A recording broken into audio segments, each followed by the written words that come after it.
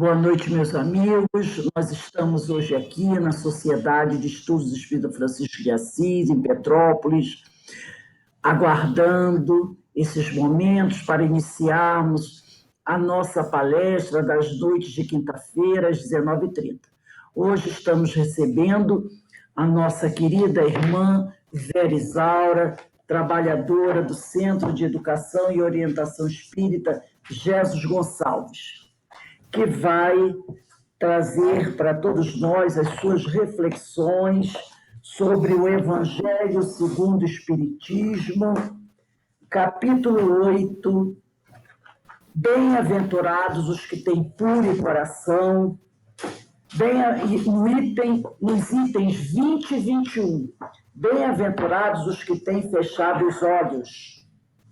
Que nós possamos aproveitar esse momento, aproveitar as reflexões da nossa irmã, para aprendermos um pouco mais, mas, acima de tudo, buscando colocar em prática, em ação, os ensinos, as reflexões do Evangelho. Que Deus abençoe todos nós.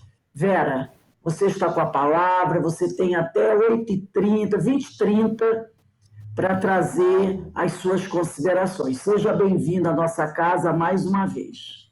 E obrigado por aceitar o nosso convite. Obrigada, Rose, pelo carinho de sempre, tá? E por essa oportunidade, né? Vamos, então, agradecer a Deus, nosso Pai Maior, e pedir à espiritualidade amiga, aos nossos queridos mentores, Jesus Gonçalves e essa equipe de Francisco de Assis, permaneça conosco, nos acalmando os pensamentos e os sentimentos. Bem, como disse a Rose, o capítulo de hoje estudado é o capítulo 8, Bem-aventurado os que têm puro coração. Nós vamos falar das instruções dos espíritos, que estão no item 20 e 21. Bem-aventurados que têm fechado os olhos. E quando a gente lê o item, Bem-aventurados os que têm fechado os olhos, nós pensamos que sejam uma das bem-aventuranças de Jesus, não é? A gente, quando vê assim, bem-aventurados, a gente imagina, é uma das bem-aventuranças de Jesus, e não é.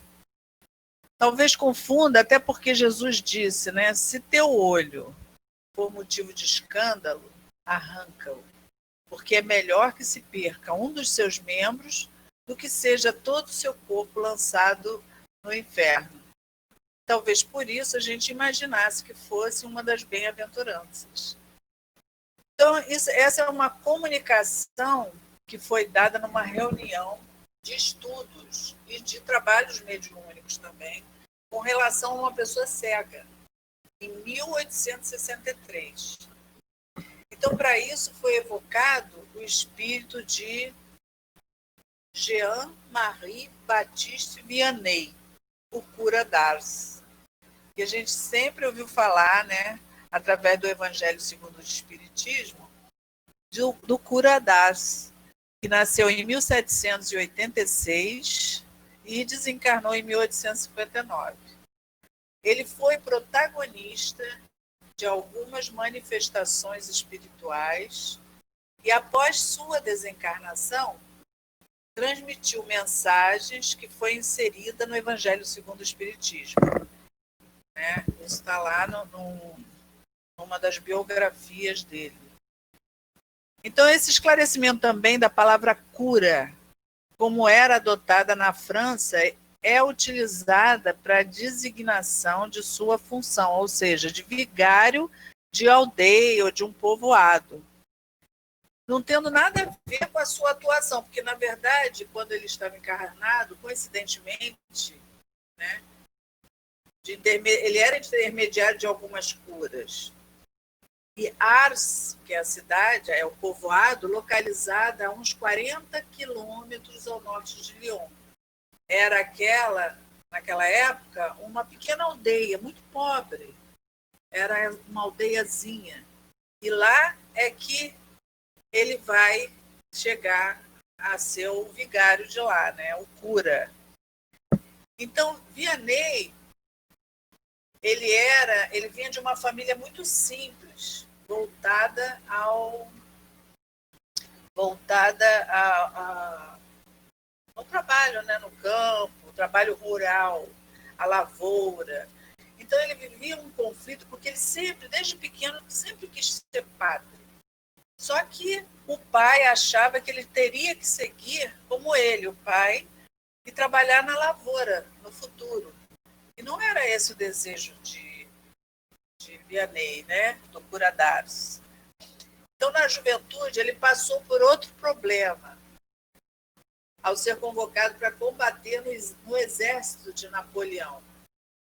Por conta disso, ele até adoeceu e foi internado 2 vezes e aconselhado a desertar e a viver numa fazenda, onde ele assume o papel de um filho primogênito, né? Que aí ele não teria que sair para o exército de Napoleão, porque isso incomodava profundamente. Tal era já essa característica, essas questões que ele trazia de amorosidade, de fraternidade no coração. Então, ele lá nessa fazenda, ele se ocupa dos menores, das crianças, e ele começa a dar lições de leitura e da escrita às crianças. Ele era muito protegido também pelo prelado católico, quer dizer, pelos padres, né, da Igreja Católica, tinham muito apreço por ele. E eles mesmos diziam, né, Jean-Marie jamais será um soldado, mas padre. Um dia ele será um padre. Então, depois de 14 meses, quando ele retorna lá do exército de Napoleão, ele ingressa em 1813 no seminário de Saint-Irénée, em Lyon. Como os cursos eram dados em latim, ele não sabia nada de latim, né? Na verdade, ele falava o francês e um dialeto lá que tinha lá na França, lá no local onde ele vivia. E ele, como ele não compreendia o latim, ele tirou uma nota D, que representa deficiente no último grau. E assim ele foi dispensado lá do seminário, não conseguiu passar. Só que ele tinha um monsenhor, que é o Monsenhor Balley, e ele tinha muito carinho por ele, sempre o auxiliou, ensinando as coisas, né, da igreja para ele. Então ele retoma esse trabalho com o Cura d'Ars, com o Vianney, né, e ele pacientemente o estimula a estudarem em francês e não em latim, já que ele tinha tanta dificuldade com o latim. Ele foi readmitido, então, em 1814 e é ordenado subdiácono. Foi aí que ele foi designado para a aldeia de Ars, né? Então, 5 anos depois da sua chegada em Ars, no começo de 1823, Jean-Marie Vianney funda uma escola com o nome de La Providence, que também era um orfanato para crianças abandonadas, crianças que os pais largavam na rua, né? As famílias largavam, e por jovens em situação de muita miséria. Então, ele funda essa escola para auxiliar, que era um orfanato, né? Ele era tão desprendido das coisas materiais que, quando chegou na cidade de Ars, ele observou que havia muitas pessoas muito pobres, né? Que não tinham nada mínimo para sobreviver. Então, isso mexeu muito com esse coração afetuoso e fraterno. Por quê? Porque ele observava que as pessoas eram muito pobres e o lugar era muito distante, um lugar pequeno, um lugar que não tinha nada. E as pessoas viviam naquela pobreza ali. Isso dói o coração dele.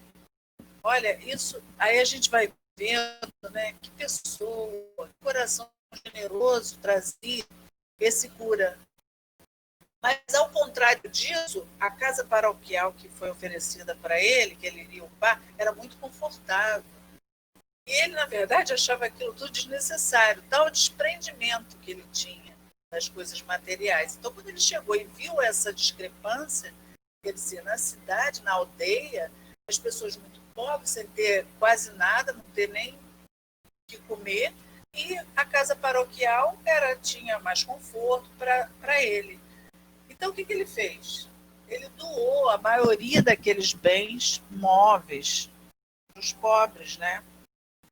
Então, pelos seus méritos, Cura-Dares foi canonizado em 1925 pelo Papa Pio IX, tornando-se assim, né, um santo da Igreja Católica. Ele teve uma existência voltada aos pobres, exatamente por ser extremamente generoso, que eram as virtudes que ele já havia conquistado. Era uma coisa natural, que saía naturalmente dele, essa generosidade. Então, quantas vezes nós cobramos ser mais generosos, cobramos de nós mesmos, né? A gente pensa assim, poxa, eu preciso ser mais generoso, ter compaixão, entender um pouco mais o outro, né? E não trazer as coisas só para mim ou para minha família. Então, é um esforço que nós fazemos, né, para manter as nossas conquistas. Claro que nós já estamos conquistando muitas coisas, muitas virtudes, já estamos enchendo o nosso copinho de coisas melhores e deixando sair aquele outro lado impuro, né, que, na verdade, nós ainda trazemos muito, que é o orgulho, a vaidade, essas questões de egoísmo, né? Então, a gente faz um esforço muito grande para se manter assim. Então, nós já temos conquistado algumas dessas virtudes, mas precisamos estar muito atentos para não desviar dos nossos objetivos, né? Porque, às vezes, a gente oscila muito. Um dia a gente tem paciência, no outro a nossa paciência parece que está pequenininha, a gente olha para o outro, já acha que o outro está olhando torto. E essa pessoa, né, esse Cura-Dares, essa personalidade que nós viemos tomar conhecimento dele, nos dá uma alegria de ver que existem muitas pessoas, sim, que têm um coração generoso. E ele era um deles. Então, Cura-Dares desencarnou em 1859. E logo 3 anos depois, né, ele vem dar essa mensagem. Foi em 1863. Logo 3 anos depois de desencarnar. Tal era o grau de elevação moral que esse espírito tinha. Então, aquela evocação, ela foi feita numa reunião que era explicada por que foi evocado, né? Cura-Dares. Por que evocaram? Por conta das curas que ele realizou quando encarnado. E ele sempre foi auxiliado pelos espíritos a quem ele se ligava. Inclusive, ele fez cura de cegos, né? Mas Cura-Dares, ali no capítulo do Evangelho, no item 20, ele diz que aquela pessoa, quer dizer, ele sentiu muita compaixão, claro, pela situação que se encontrava aquela pessoa cega, né? E ele deixa claro que não poderia curar aquela pessoa. Então, mas mesmo assim, ele dá uma palavra de carinho. E ele diz: pobre filha, que ore e espere. Não sei fazer milagres sem que Deus o queira. Olha que humildade dele entender que não dependia dele, mas sim das leis divinas, né? Que ele não poderia fazer um milagre, como eles esperavam, que ele curasse aquela menina, aquela cega. Então, todas as curas que tenho podido obter são as atribuais, não as atribuais, senão aquele que é o Pai de todos nós. Quer dizer, ele tem consciência disso, que quem dá a cura não é ele, não é esse intermediário. E é isso, ele nos apresenta uma humildade que nós precisamos ter essa humildade quando trabalhamos num tratamento, né?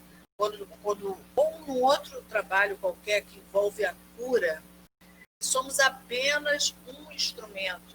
Para a gente ter essa certeza de que nós somos um instrumento, que não temos esse poder de curar, e não precisamos ficar vaidosos com isso, né? E mesmo que a gente trabalhe como médium, e tendo essa condição, trabalhando numa sala de cura, trabalhando num passe, dando uma orientação, às vezes a gente sente que a gente coloca a mão e parece que aquela mão esquenta, né? Mas isso tudo vem de Deus através de nós, da espiritualidade maior. Então, algumas situações ou deficiências que vivenciamos são expiações. Por isso que ele diz, né, que há necessidade de passarmos, às vezes, por algumas situações. Então, a doutrina nos esclarece que em algumas situações não é só o presente que conta, mas o passado, que pode estar aí e numa reparação. Tá vendo? Porque, às vezes, a gente vê crianças ter idade já com problemas sérios de saúde e a gente pensa assim, poxa, uma criança, né? Mas aquele corpo é de criança. Mas aquele espírito que ali está é um espírito que já viveu outras vidas. Então, esse passado pode estar aí, numa reparação. E como saber? É claro que a gente não vai, por isso, justificar que a pessoa tem que passar por isso mesmo, ser frio. Não, muito pelo contrário, acolher com muito carinho essa família, essa criança, porque esse momento é um momento da gente colocar para fora tudo isso que nós estudamos, tudo isso que o Evangelho nos traz, tudo isso que esses espíritos superiores passam para nós. E são, na verdade, as causas anteriores das aflições, né? E eu estava vendo aqui um livro, eu estou lendo, do Haroldo. Vocês estão ouvindo bem? Porque eu soltei o microfone. Está ouvindo bem, Rose? Tá, né?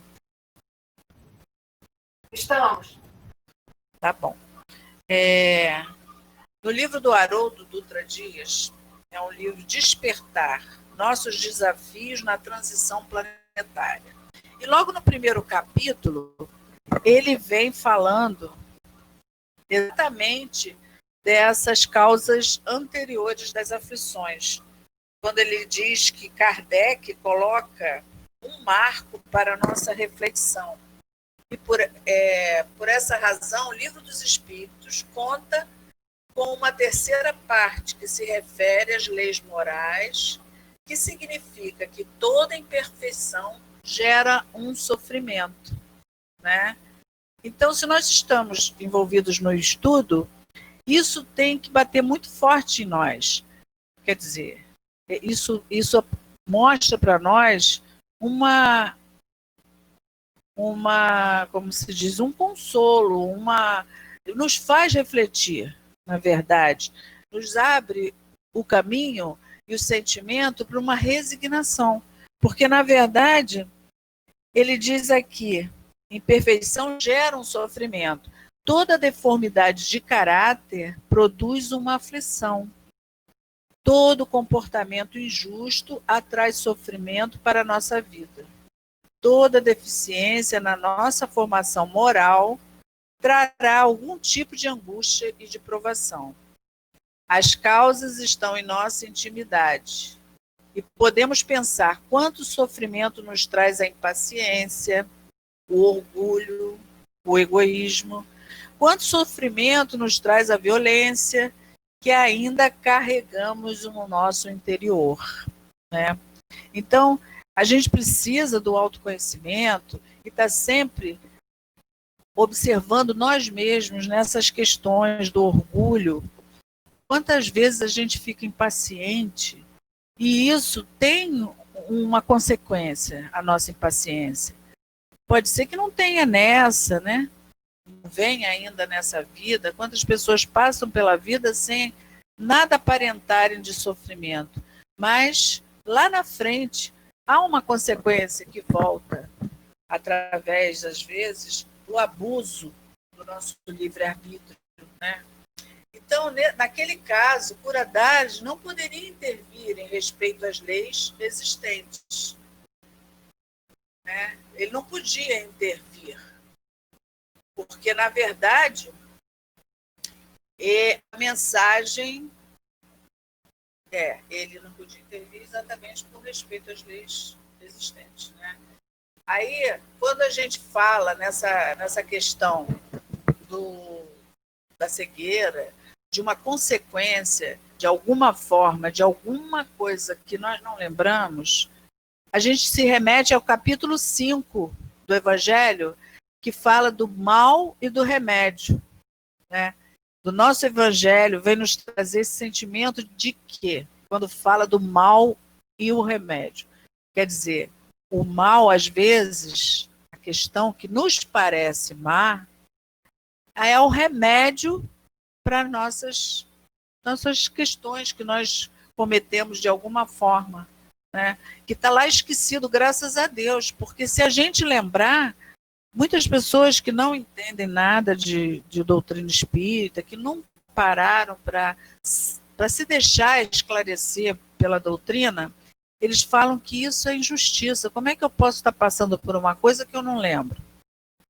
Mas é porque nós sabemos, né, que estudamos, estamos sempre envolvidos com o Evangelho, com os esclarecimentos que a doutrina nos traz, que é muito melhor nem saber o que aconteceu no passado.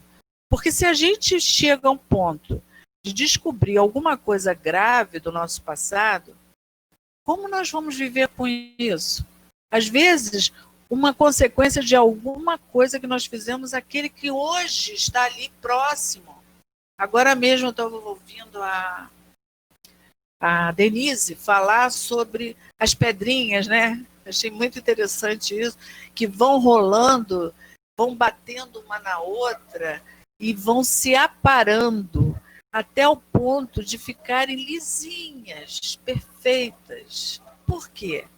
Porque esse bate da vida há necessidade de acontecer. Porque nós não estamos à toa com pessoas na nossa família, dentro das casas espíritas que nós estamos. É lógico que nós temos afinidades mais com alguns e com outros não, nem tanto. Outros, a gente só de olhar, a gente já sente uma certa repulsa. Por quê? Por que será? Então, se de alguma forma nós descobrirmos que nós tivemos uma situação muito triste com algum desses que estão em volta de nós, será que a gente vai ter coragem de se aproximar dessa pessoa? Né? Então, tem muitas questões que aí justifica o esquecimento do passado. Então, esse capítulo 5, no item 19, que fala do mal e o remédio, não nos remete à acomodação, né? De saber, então é por isso, então deixa eu ficar aqui no meu cantinho, acomodada com a minha dor. Não é isso, mas do entendimento pelo que passamos hoje. Que às vezes a gente não entende, por que nós não nos relacionamos bem com todos os nossos filhos, se temos 5, 6 filhos, se temos 1, 2 filhos, qual a relação, né, que nós temos com aquele filho, aquele companheiro que de repente foi embora e virou as costas e não quero mais e acabou, aquela companheira que não quer mais viver junto, né? Mas aí é uma situação que a gente precisa trabalhar, que aí vão desenvolver vários sentimentos, então a gente precisa trabalhar esse sentimento. É fácil? Claro que não, né? Acho que todos nós aqui estamos nesse esforço de trabalhar esses sentimentos. Tem momentos que a gente tem a paciência, que a gente tem o entendimento, mas tem momentos que a gente fica achando, nossa, mas por quê? Por que eu passei por isso? Por que eu fui escolher essa pessoa? Por que meus filhos são assim? Por que né? A gente fica questionando tudo. Ao passo que, se a gente pensar na doutrina, nessas questões todas que nos trazem o Evangelho, acalma o nosso coração. Por isso é importante estar envolvido em estudos, para a gente ir entendendo cada dia mais o nosso passo, a nossa caminhada. Então, Santo Agostinho nos diz: ditosos os que sofrem e choram, alegres estejam as suas almas, porque Deus as cumulará de bem-aventuranças. Aí parece que a gente está fazendo uma apologia, né, ao sofrimento. Ditosos que sofrem e choram. Mas, na verdade, a gente está entendendo o porquê desse ditosos. Porque a gente não se revoltar. A gente entender, pô, eu estou passando por isso, não é à toa. Mas já que eu estou dentro desta fornalha, então vamos dar um jeito de nos refrescar de alguma forma, trazendo a resignação, trazendo a vontade de mudar, porque às vezes a gente, como eu já ouvi pessoas dizerem, não adianta não, já mudei, a pessoa não muda, mas ele não vai mudar. Tem que mudar somos nós, porque até quando a gente muda, a gente observa que o outro você está vendo o outro de outra forma. Não é ele que tem que mudar, a outra pessoa que tem que mudar, mas a forma como a gente vê e recebe o que o outro nos oferece. É porque nós ainda não temos essa certeza, essa paz interior, porque às vezes a gente está tão, né? Eu sempre conto que outro dia o meu neto, ele estava brigando com a irmã, né, implicando, e ela nervosa, e ela falou: mas, ô vó, ele está implicando comigo. Aí eu falei: mas deixa ele, você não está na paz? Se você está na paz, deixa ele implicar, porque ele mesmo vai cansar, porque você vai ver que não te deixou irritada. Aí não passou muito tempo, meu neto veio e começou a puxar meu cabelo aqui atrás, começou a me implicar comigo, e eu para com isso, para, até que eu fiquei, como? Irritada. Ele falou: é bom, né? É bom alguém ficar te irritando? Aí são as questões que a gente não percebe, né? São questões que a gente observa que nós não estamos tão bem assim. Nós até falamos isso, né? Damos os conselhos, mas na hora que a coisa vem, a gente fica um pouquinho fora de controle. E o estudo nos esclarece essas questões. Estar envolvido no estudo é uma bênção. Eu amo estar envolvido. E agora, com a pandemia, deu essa condição da gente estar em tudo quanto é estudo, fora do Rio, né? Petrópolis, Teresópolis. Dependendo do horário, né? A gente entra em tudo que dá. Quanto mais, melhor. Então, se a gente não pensava dessa forma, essas questões do Evangelho já clareiam as nossas respostas, né? E Curadás diz o seguinte: aqui me acho numa assembleia onde principalmente se trata de estudos. Dir-vos-ei que os que são privados da vista deveriam considerar-se os bem-aventurados da expiação. Por quê? Porque ele diz que os privados da vista têm a visão das almas, muitas vezes vendo mais que aqueles que têm boa visão. Muitas vezes desenvolve sensibilidade em outros sentidos. A gente observa muito, né? As pessoas que não têm a visão, elas desenvolvem uma sensibilidade na audição, na audição, até na questão da sensibilidade de alguém chegar e ele já percebe, está chegando fulano, o olfato, sente o cheiro, já reconhece esse cheiro, eu sei quem está aí. Fora a aproximação de espíritos, tanto encarnado como desencarnado, né? Porque ele está mais voltado nessa visão interior, né? Então, quantos de nós fazemos mau uso do nosso corpo físico, saudável? Quantas vezes a gente olha, usou mal os olhos, né? Quantas vezes a gente observa coisas que não é para observar. Nas redes sociais, as pessoas vão até a saber o que acontece na vida do outro, lá para ficar comentando, para ficar julgando, criticando. Então, quantos de nós fazemos mau uso desse nosso corpo perfeito? A nossa boca, a nossa fala, a nossa articulação, nós articulamos, tem pessoas que não conseguem abrir a boca, e quando consegue não sai som. Então, nós precisamos ter essa consciência e essa sensibilidade de fazer hoje do nosso corpo físico, que nós temos, se nós o temos perfeito, nós podemos ter algumas deficiências em outros setores, em outras coisas, mas temos muita como é que se diz, condição de ter o corpo mais, né, que a gente consiga expressar.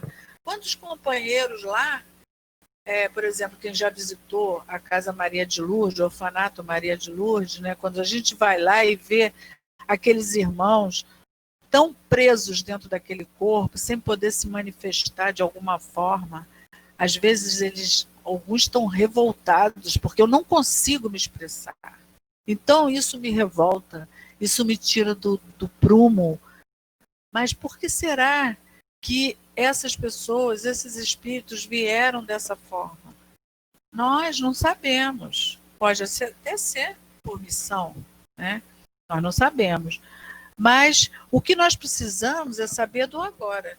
O que nós estamos fazendo agora, o que nós estamos plantando, que nós vamos colher lá na frente. E se hoje passamos por alguma dificuldade em relação até financeira, né? Quantas pessoas a gente vê aí que luta com uma dificuldade, está sempre se esforçando no trabalho, sempre fazendo alguma coisa em prol de alguém, e parece que fica empacado. Qualquer questão financeira é derrubada, assim. Se você tem uma condição de melhorar, não consegue, se esforça e parece que não sai daquilo, porque não tem que ver, não tem que ser.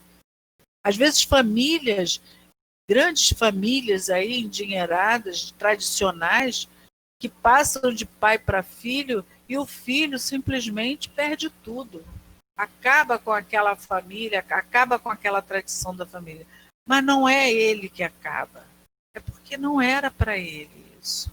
Era uma construção do pai, dos antepassados. E nessa vida, ele veio já com essa facilidade. Mas talvez não empregou de forma boa, né, generosa, aquilo que foi deixado para ele. Tem um livro aqui, que nós estamos estudando no curso de Leon Denis, e ele é um livro, tem tanto livro, onde eu boto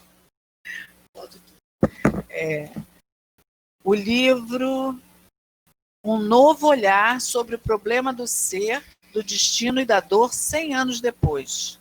É um livro que vários psicólogos, físicos, várias pessoas vão analisar Leon Denis, o livro de Leon Denis 100 anos depois, e vão observar tudo o que aconteceu, as coisas que foram colocadas por outros estudiosos da atualidade, né? Inclusive Chico Xavier, né? Que veio trazer muitas coisas sobre isso. Então, pós-Denis, depois de Denis, ele vem trazendo aqui. Deixa eu pegar aqui também, deixa eu ver.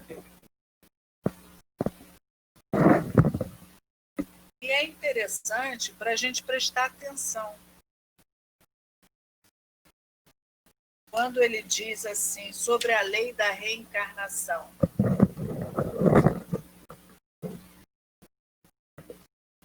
Aqui. Trata-se da resposta aos seguintes questionamentos. Aqueles que creem na reencarnação estão vivendo como seres reencarnados? Né? São perguntas que a gente para e pensa, que eu fiquei pensando em mim. Né?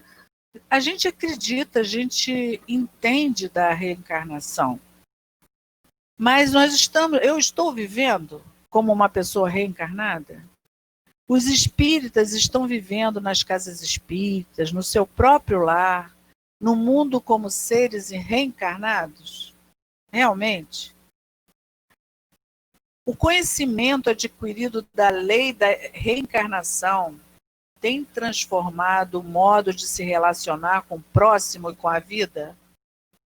São essas questões que a gente precisa trazer para nós, porque nós somos, todos aqui, estamos sempre envolvidos num estudo, né? Então, nós somos estudiosos da doutrina espírita. E o que esse estudo tem trazido para nós? O que ele vem esclarecendo? Infelizmente, a grande massa reencarnacionista, em nosso caso, os espíritas, vivem ainda imediatistas, como se não tivessem renascido e como se fossem realmente morrer. Não é?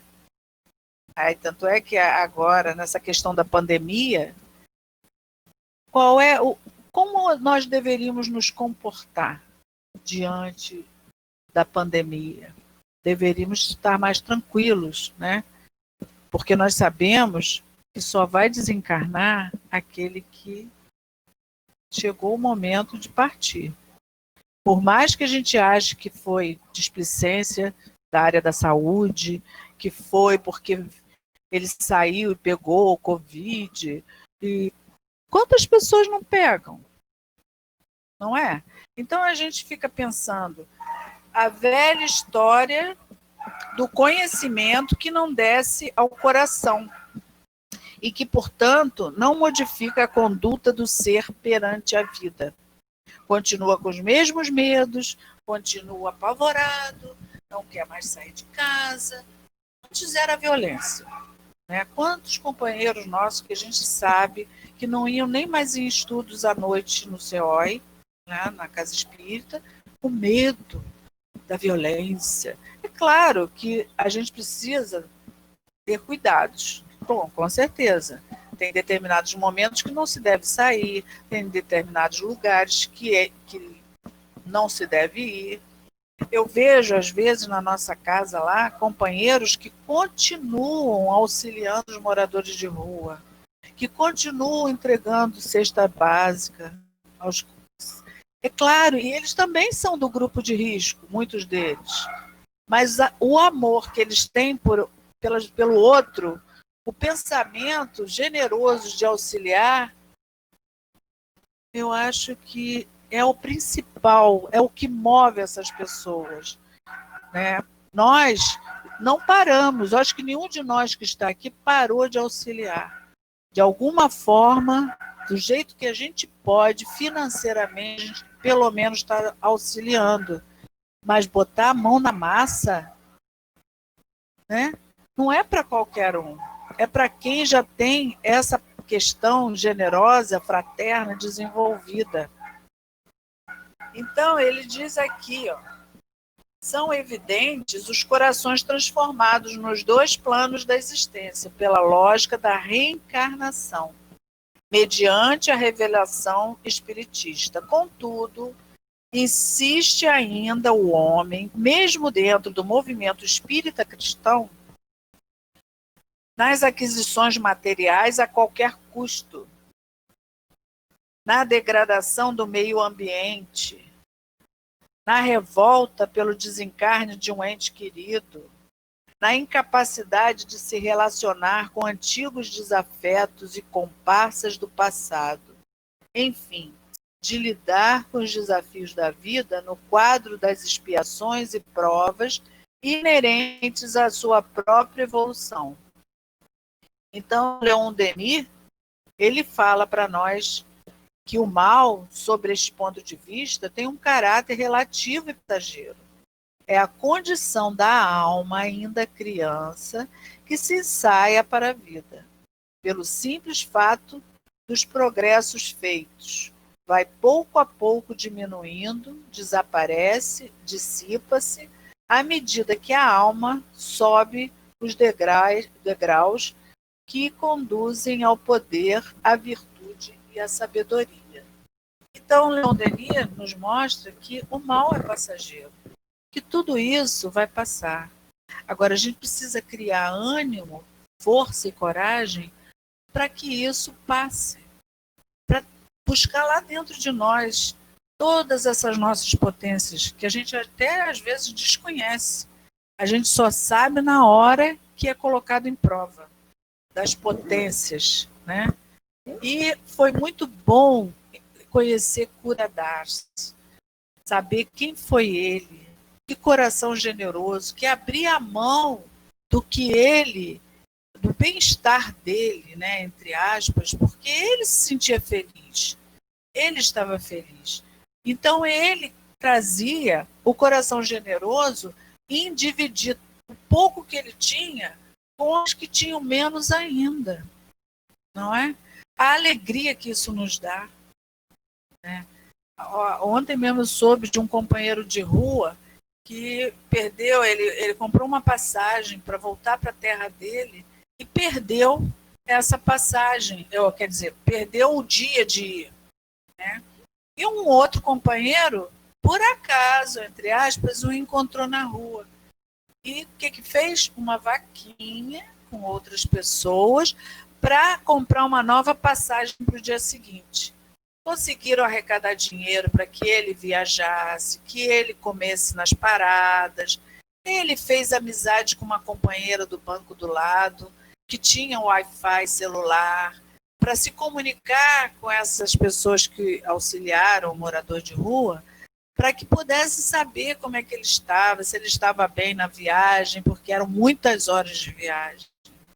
Então, são pessoas que abrem mão do seu tempo de ir ao shopping, de ir à praia, de ir se divertir. Claro que nós temos direito à nossa diversão. Com certeza, nós precisamos. Mas, olha, se a gente tem o prazer em auxiliar o outro, a gente tem alegria nesse momento que está auxiliando. É um momento de prazer também, né, que nos enche o coração. Agora, a gente estuda, e até que ponto isso entra no nosso coração, né? E até que ponto a gente entende o procedimento de Cura Das. Essa questão dele chegar na cidade, no povoado, e ver aquela miséria toda. E ainda a casa paroquial cheia de coisas boas, e ele divide aquilo tudo, né? Então a gente vai observando que isso tudo é um crescimento gradativo. Nós estamos no caminho, com certeza. Só o fato de estarmos diante do Evangelho de Jesus, tentando entender o que acontece, quais são aquelas parábolas que Jesus falou, onde elas encaixam na nossa vida, isso aí já é uma bênção. Não é uma bênção. É que a gente tem uma outra forma de enxergar. Duas coisas me deixam um pouco mais consolada na doutrina espírita, desde que eu entrei, que eu ouvi dizer que nós somos espíritos imortais. Isso já justifica uma série de comportamentos em relação ao outro e do outro em relação a nós. A gente começa a observar que o outro também está numa escala evolutiva. Aí a gente começa a ter um pouco mais de paciência. Deveria, né? Deveria ter um pouco mais de paciência. Nem sempre a gente tem. Então, essa questão de ser espírito imortal nos iguala a todos, porque nós estamos no caminho. Hoje nós podemos não ter, fazer coisas muito grandes, mas o pouco que nós fazemos com amor, com interesse, com vontade de auxiliar o próximo, né? Olhar, às vezes um olhar, você não precisa falar nada, mas você olha para o companheiro, você sente que ele não está bem. E não vai dizer para ele nada. Às vezes chega assim, bate no ombro. e passa. Mas aquele toque, aquele olhar que deu, às vezes faz uma diferença para aquela pessoa, né? Enquanto antes a gente dizia assim, o problema é dele, você está passando por algum problema, o que eu tenho com isso? Eu já tenho meus problemas, eu ainda vou ficar me preocupando com o outro? A gente não está mais nessa fase, né? Pelo menos todos aqui que estão, eu particularmente conheço a maioria e sei do coração generoso que tem, né? É lógico que a gente às vezes tem uns rompantes assim, que nem a gente se entende, né? Outro dia eu ouvi uma palestra de uma companheira que ela falou uma coisa que me fez pensar muito. Ela disse assim, quando você chega num lugar e as pessoas que ali estão conversando dizem assim, oi Vera, lá vem você, que bom, olha quem está aí, a Vera. Ou você chega num lugar e a pessoa diz assim, e lá vem a Vera, hein? Vamos parar de falar, porque lá vem a Vera. Quem é você? Né? Quem é você? Aí eu fiquei pensando. Você é aquela pessoa que na hora que diz assim, eu já vou, aí a pessoa diz assim, não vai não. Peraí, fica mais um pouco. Ou é aquela pessoa que você diz assim, eu já vou, aí a pessoa já vai tarde. Né? Então, essas questões são questões que a gente escuta nas palestras, nos estudos. Então, traz para nós. Eu trago muita coisa para mim, muita coisa. E, às vezes, a gente só tem que parar de ficar se cobrando muito, né? Dizer assim, ai, meu Deus, não era para fazer mais isso, estou fazendo. Ficar agoniado. Isso não vai levar a lugar nenhum. Mas observar, diante de tudo isso, olha, essa lição do Bem-aventurados que tem os olhos fechados, foi assim fantástica para que eu pudesse me analisar, para que eu pudesse observar nesse cura das quem é ele e o que eu quero para a minha vida. Porque o tempo todo a gente está constantemente, tem que estar vigilante naquilo que a gente pensa, naquilo que a gente olha, né, na forma de olhar, no jeito de falar. Nós precisamos estar muito atentos, porque resvalar é muito rápido, muito rápido. E eu sempre digo que é como uma fogueira, que você tira um graveto e aquele graveto esfria. Eu outro dia coloquei isso num estudo e as pessoas não interpretaram muito bem. Da questão que me mexe comigo, saber que nós temos companheiros que não estão nem aí para estudo mais. Estão tão afastados dos estudos da casa espírita e, na verdade, eles...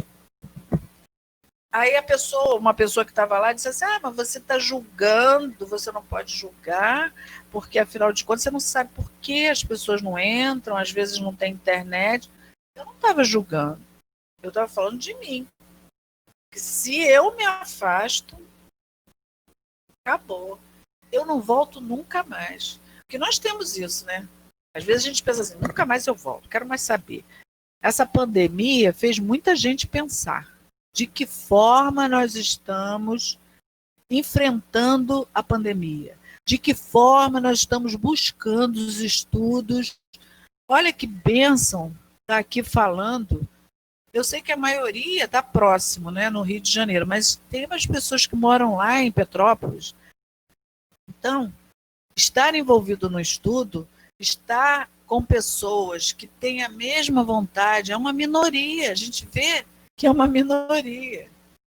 Essa semana eu ouvi aquela live do Trigueiro com o padre Fábio de Mello, e é outra que me fez pensar muito, quando o padre ele fala da depressão que ele teve e que ele sempre teve uma régua para medir. Às vezes dá uma piscadas, eu não sei se cai a internet, eu acho que não, né? Ele sempre teve uma régua que media a dor do outro que chegava até ele. Certa vez uma menina disse para ele que estava muito triste, deprimida, porque brigou com o namorado. E ele fez uma declaração numa rede social dizendo, que ela fosse ao hospital de crianças com câncer para ver o que era dor, o que era depressão. E não ter brigado com o namorado. Hoje, ele diz que se envergonha de ter dito aquilo, porque a dor de cada um só sabe quem sente, não importa o que seja.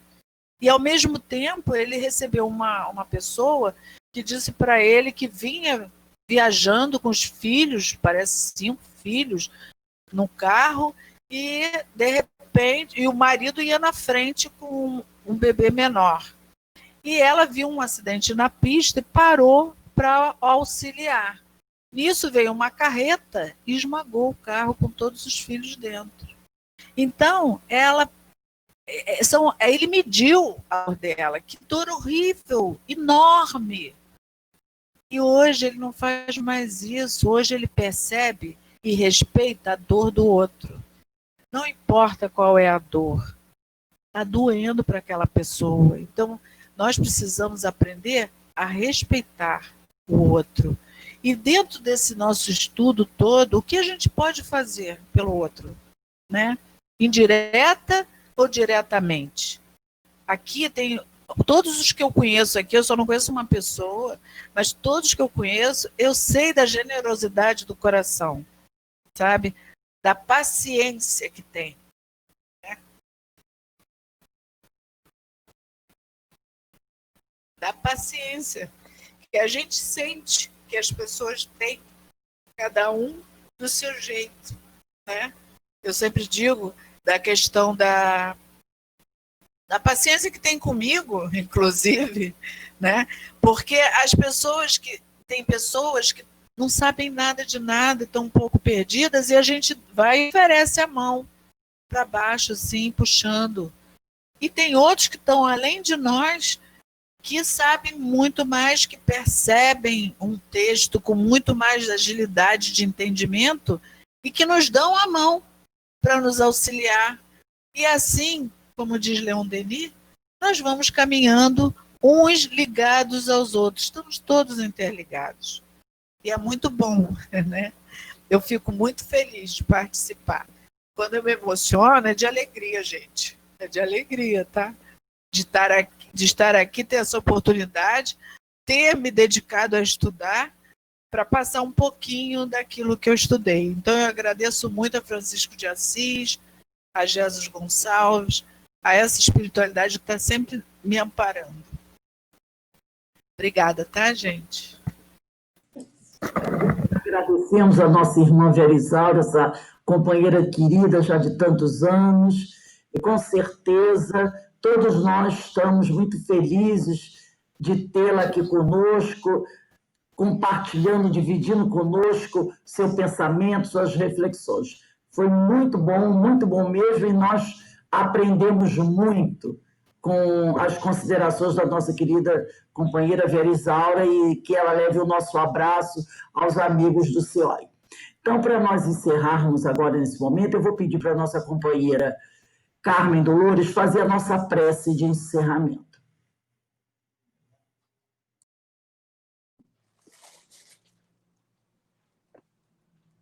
Vamos, então, nos deixar envolver por esse clima tão gostoso, a tranquilidade que nos foi passada, e vamos agradecer a Deus pela oportunidade e que nós sejamos brindados com outras vezes mais os mesmos ensinamentos e outros que ainda não conseguimos aprender, nos sejam passados. Obrigada, Senhor, que a nossa irmã que nos falou seja sempre abençoada e possa outras vezes nos transmitir os conhecimentos. Que nós possamos, então, Senhor, baseados nesses conhecimentos que nos foram passados, mudarmos a nossa maneira de proceder, mudarmos tudo aquilo que nós vamos percebendo que não agimos como deveríamos. E que, Senhor, todos que por agora passam por momentos difíceis, sejam abençoados também e possam superar essa fase.